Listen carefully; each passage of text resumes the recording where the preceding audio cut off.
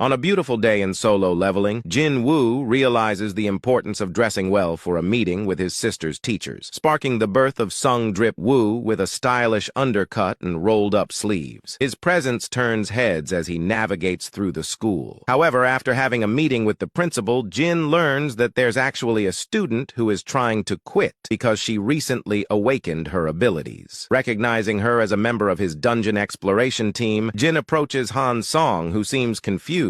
But after getting a bit of a lecture from him, Jin-Woo decides that he's actually going to help her out, thus marking the beginning of his role as a teacher, and as a way of helping her improve, he takes her to a nearby dungeon. But at that moment, there was no way for Jin-Woo to know the danger that he was putting this girl in, as everything begins to go wrong. In solo leveling, after taking on his first student, Jin-Woo ventures into a C-rank dungeon with the White Tiger Guild to learn how to better teach Han Song. However, things take a terrifying turn when the gate shifts from blue to red upon Jin-Woo's entry, signaling a red gate dungeon.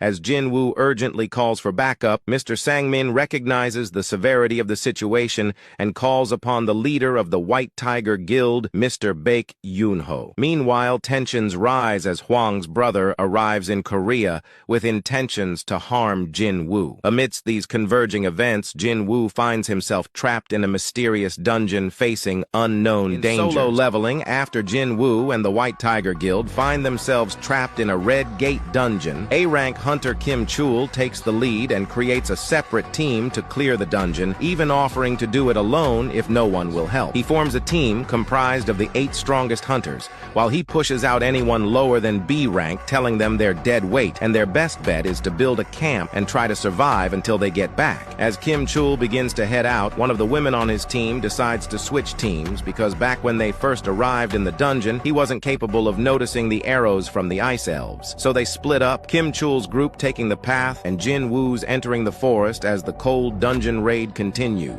On a freezing day in solo leveling, as Kim Chul faces off against a bunch of ice bears, Jin-Woo and the others calmly walk through the forest looking for a place to camp. However, he is warned to find another area because it is obvious they are in ice bear territory. Jin-Woo responds that it is easier to deal with the ice bears, and they'll keep all of the other predators away. But it's at that moment he notices everyone is cold, so he reaches in his inventory and gives everyone coats to keep them warm and cozy, impressing them with what they call spatial magic. Jin-Woo promises to keep everyone safe as long as they don't ask questions and keep their mouth shut about his powers. At that moment, they are attacked by an ice bear, and Jin-Woo, in front of everyone, takes it out with a single punch as they cook it up for a nice meal. Later that night, after eating, Jin-Woo goes out to finish his daily quest, since everyone will die if he gets sent to Penalty Land. However, when that's done, he goes hunting, and that's when he comes across a cave full of ice bears, and for the first time, he summons his shadow army, giving them one command: after coming across a cave of ice bears, Jin-Woo, for the very first time,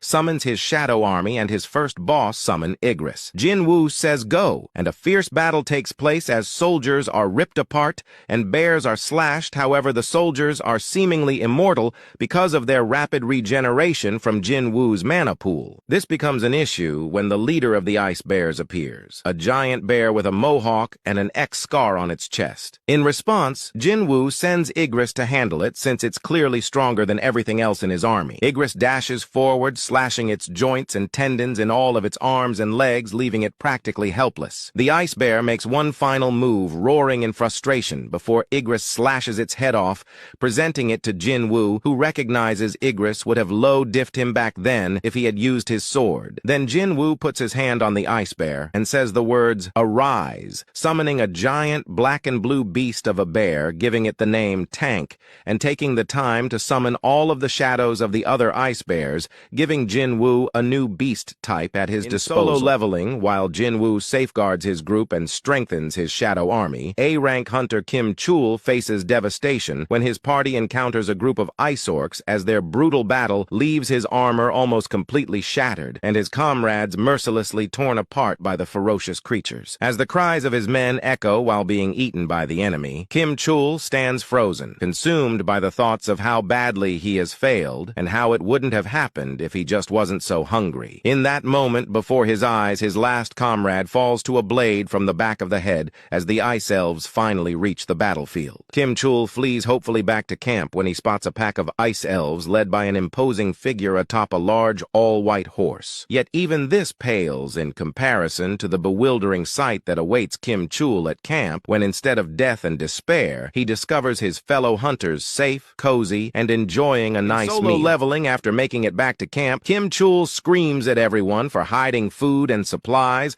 and threatens the camp into telling him what's going on. But Jin-Woo smacks him in the back of the head, telling him he left them all to die and came back with dead weight, as the ice elves have followed Kim back by hiding their presence. In this moment, Jin-Woo spots the elf riding a horse and can instantly tell that he's the boss of the dungeon. However, what he doesn't expect is to have a conversation, as this elf says he's the only useful one among the trash, but he's surprised that Jin-Woo answers since somehow they are speaking the same language. The king points out one of his followers as the elf who told him Jin-Woo might be strong, since Jin-Woo managed to catch his arrow. He tells Jin-Woo the elf wanted a chance to face off with him. However, before he could even finish his sentence, the head of the elf he's speaking about disappears as they turn around and see Jin-Woo questioning if he has anything left to say. The elf king smiles and calls Jin-Woo amusing as a new battle begins. In solo leveling, the elf king calls Jin-Woo amusing after watching him blitz one of his elves, when suddenly Jin attacks the elf on the horse only to get easily parried, thinking this fight won't be easy. The boss gets off his horse and tells Jin-Woo that they hear voices in their head telling them to kill humans, but he doesn't hear it for Jin-Woo, so he doesn't have to die as long as he gives up the hunter party. As Jin-Woo asks for more information, the elf glitches out and repeats the deal again, but Jin declines, leaving the boss wondering how he could possibly defeat him since they're outnumbered. Jin-Woo mocks him as his shadow army rises from the ground all throughout the camp, and a war between the ice elves and Jin's army breaks out. This is when Jin realizes he needs another powerful shadow if he plans on winning this fight, looking towards Kim Chul as the king of the elves introduces himself as Baruka, setting the stage for the battle to come. As Jin-Woo starts to do battle with the ice elf Baruka, he realizes that his current shadow army lacks the strength for the battle ahead, and he'll need a more powerful shadow as he looks towards A-rank hunter Kim Chul, who he just knocked out. Jin-Woo attacks Baruka, who easily dodges his attack and sends him flying with a knee to the stomach. Baruka tells Jin-Woo that it's been a while since he's had this much fun when, in a flash, Jin's shadow mages cast a giant fireball that lands right on the elf as Kim Chul wakes up furious and remembers Jin-Woo's voice being the last thing he heard. Jin-Woo tells Baruka to stop wasting time and come out, but as the elf rushes towards Jin and tries to kill him behind him, Kim tries to do the same, causing Igris to defend Jin-Woo, stabbing Kim right through the chest, killing him. At this moment, Jin-Woo says the word arise, and from Kim Chul's body comes a massive armored knight with a shield and warhammer as the battle continues. After Baruka breaks free from Iron's grips, he screams before feeling a dagger in his side as he realizes Jin-Woo was invisible. With a defiant grasp on Jin-Woo's wrist, he refuses defeat, but Iron appears delivering a thunderous blow with his warhammer, nearly flattening the elf. Jin-Woo confirming the Elf King's defeat through the system, as he is relieved to have survived the close call. Out of nowhere, Iron hits Baruka again with his hammer, causing Jin-Woo to call him dense, even as a shadow, and telling him to cut it out, while Igris sighs in disappointment, but two other shadows cheer for the Iron Giant. It's here where the return gate opens, and everyone prepares to head back home, celebrating that they can finally leave. But Jin-Woo has some unfinished business, as he walks up to Baruka and says the word arise. However, Jin-Woo fails to capture Baruka's shadow all 3 times, marking the first time he's unable to capture a boss. Frustration brews within him as he prepares to confront the awaiting S-ranks outside. In solo leveling after defeating boss Baruka, Jin-Woo, his student, and the guild members make their way back through the gate, marked with tears of relief. However, S-rank hunter Baek Yoon-ho was surprised to see only low-rank hunters asking for Kim Chul when Hee-jin confirms they are the only ones. As Jin-Woo offers his student a ride, Baek Yoon-ho confronts Jin-Woo, grabbing his shoulder and questioning him about the lost guild members, which Jin-Woo responds by saying he saved the remaining 3 people and should be thanked. After a tense standoff, Baek Yoon-ho apologizes to Jin-Woo as he gets in his car to leave. As Jin-Woo drives his student home, he reflects on his failure to summon Baruka's shadow, and he pulls out a new item called Baruka's Dagger, a Class A dagger that makes the user more agile. Jin drops off his student, and she tells him she'll see him later as Jin-Woo realizes it's past midnight, and starting today, he's back to raiding with Jin-Ho.